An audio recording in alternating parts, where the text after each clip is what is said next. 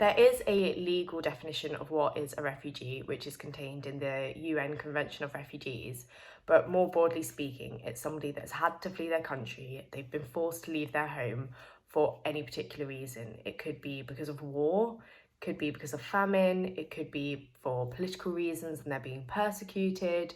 It could be because they are part of the LGBT plus community and that's not accepted in their country. It could be for religious reasons. There are just so many reasons why someone might have to flee their country. And I think definitely in the Western world, a problem is that we don't appreciate to begin with that a refugee is someone that didn't want to leave. They've been forced to.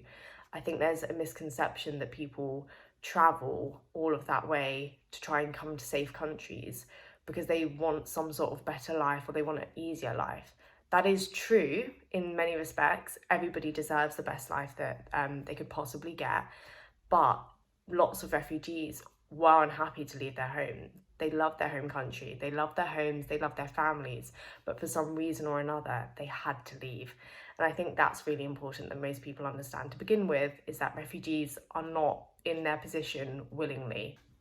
A second thing to note is that refugees and asylum seekers, or those terms, are used interchangeably. But basically, a refugee is something that I've just described, and an asylum seeker was a term that was created by the UK government and the UK press to try and differentiate between different types of migrant. So they would label asylum seekers, somebody seeking asylum, as more legitimate and in need of help than a refugee, when really an asylum seeker is somebody that is on their journey, and then when they get to a safe country, they might get refugee status and they will be recognised as having to flee their country. So you'll see these terms used interchangeably. For some reason, refugee has a negative connotation to it, but really a refugee is an asylum seeker that is at the end of their journey and has reached safety and has been recognised as having particular circumstances.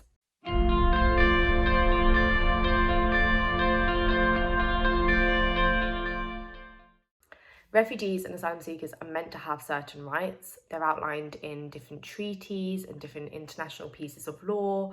They also have rights that should be embedded in like domestic law and a particular country's law. They should have similar rights to citizens of whichever state they're in, but unfortunately, in reality, they don't. For example, in Calais in northern France, refugees don't have access to shelter, clothes, water, food, electricity, a lawyer, medical help, things that we would expect that everybody has the right to and possibly take for granted, but they don't have that. And then also the French state in particular make it very difficult for charities to then step in and provide the services and rights that the state should be providing but aren't. So for example, the charity that I worked for, Collective Aid, they do material aid, so they give out tents, sleeping bags, blankets, clothes, hygiene products, shoes, things like that, and the state make it very difficult for charities to operate and provide that help and the essentials. There are also other charities in northern France that provide food and water, and they face the same difficulties that Collective Aid did. The police will try and stop you from being in a certain area, they'll fine you, arrest you, things like that, just for being a volunteer that's trying to provide essentials that really the state should be.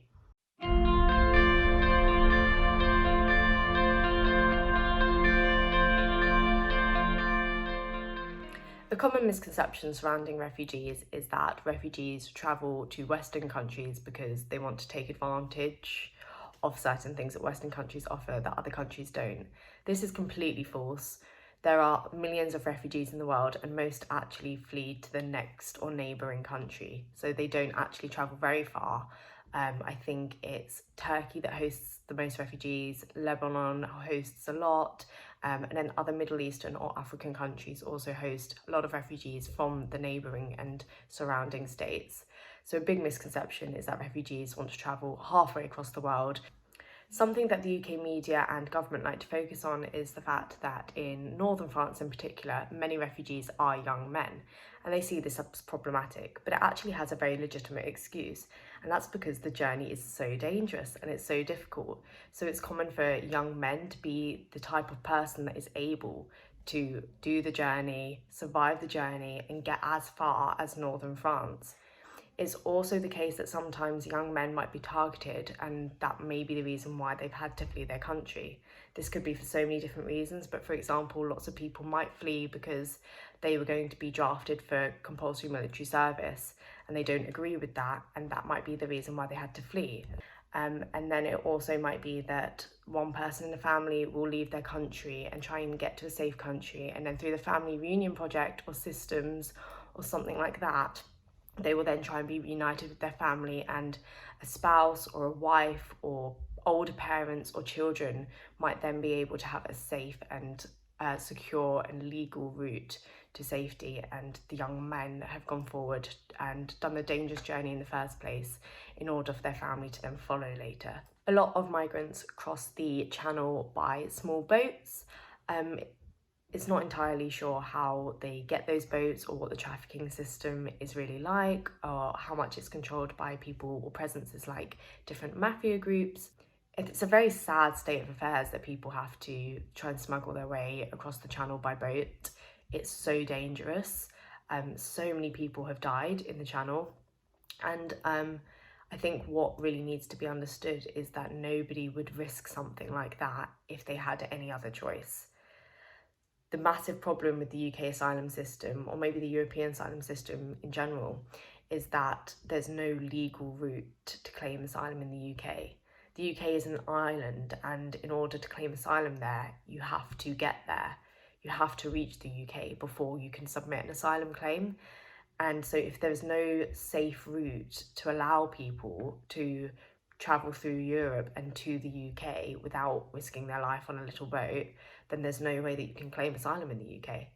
And so it forces people into very dangerous situations, like crossing the channel on a small boat or trying to get underneath a lorry or something like that, because unless they reach the UK, then they can't claim asylum there.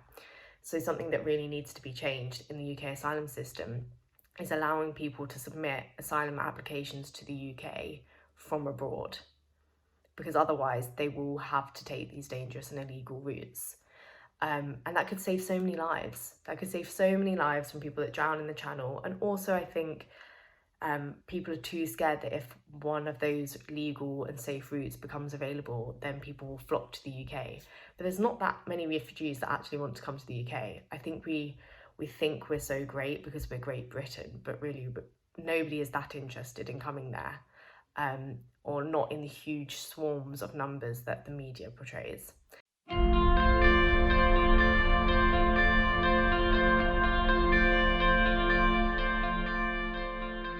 In many countries, the first one I can think of is Syria. There are formal refugee camps. They are absolutely humongous. Tens of thousands of people live there, if not more, and they are sort of set up and run by organisations like the UN. That's not the case in northern France. They're very informal. They could just be areas on the side of the road or wooded areas, places like that, and they're much smaller. The biggest camps probably have at maximum 1,000 people, which in the grand scheme of things isn't that many people at all.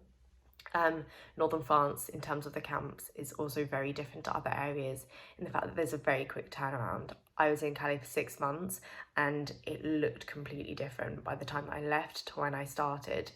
And that's because of evictions. The police move people on from one area to another and try and get rid of camps and destroy camps and people's shelter, in the hope that maybe refugees will stop coming there or they'll leave the area completely. What an eviction in Calais looks like, or most of the time looks like, is that every other day the police or the gendarmes in France and the riot police will turn up in convoys. There'll be a lot of police presence, and they will make all of the refugees move themselves and their stuff from one area to another. Sometimes this could be from being in a woodland area to the other side of the road. And then once the police have done their operation, They've moved everybody, they've taken people's belongings, they've gone along and slashed tents with knives so that people can't use them anymore. They'll take people's food, they'll set stuff on fire. Once they've finished all of those absolutely horrific things and atrocities, they will then leave the area, and hopefully, or sometimes, the refugee population can then move back into that area.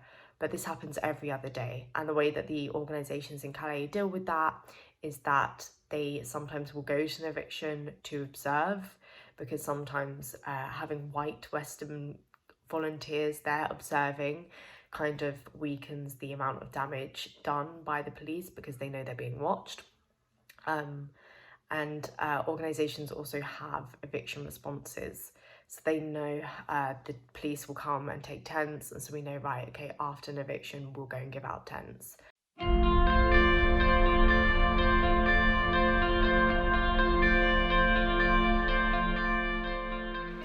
I think the main thing that people can do to help the refugee crisis is really educate themselves, because you're really educated on a topic, you know what's true, what's not, what's a myth, what's exaggerated, then that makes you in a much better position to talk to other people about it.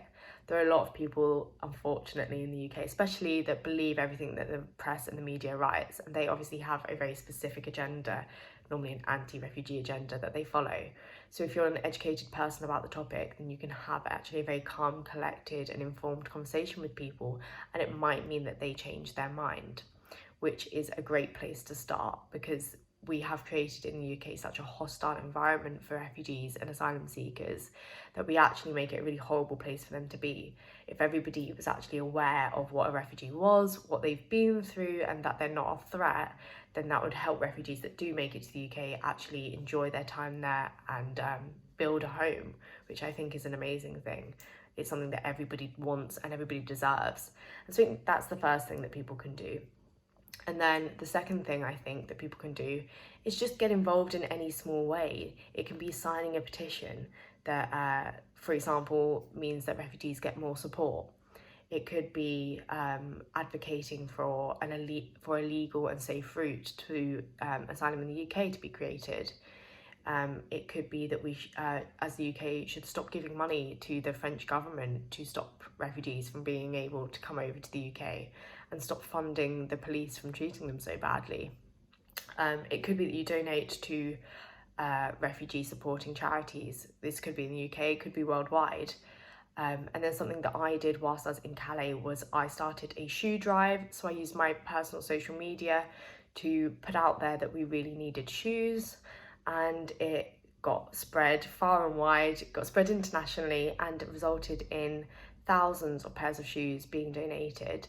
And people are actually quite willing to help. I think most people spent their own money to send the shoes to my house, and then I got them from my house in Kent over to France. And so yeah, it could be that if you have like an item, you could donate it, and it could be just to a charity in the UK, because there are lots of charities that help refugees get set up with their lives when they get here. So there's so many ways to get involved, but yeah, educate yourself, sign petitions, donate to charity, donate your belongings, or volunteer like I did if you really want to go for the extreme participation. But yeah, there are so many ways. I really recommend people do it.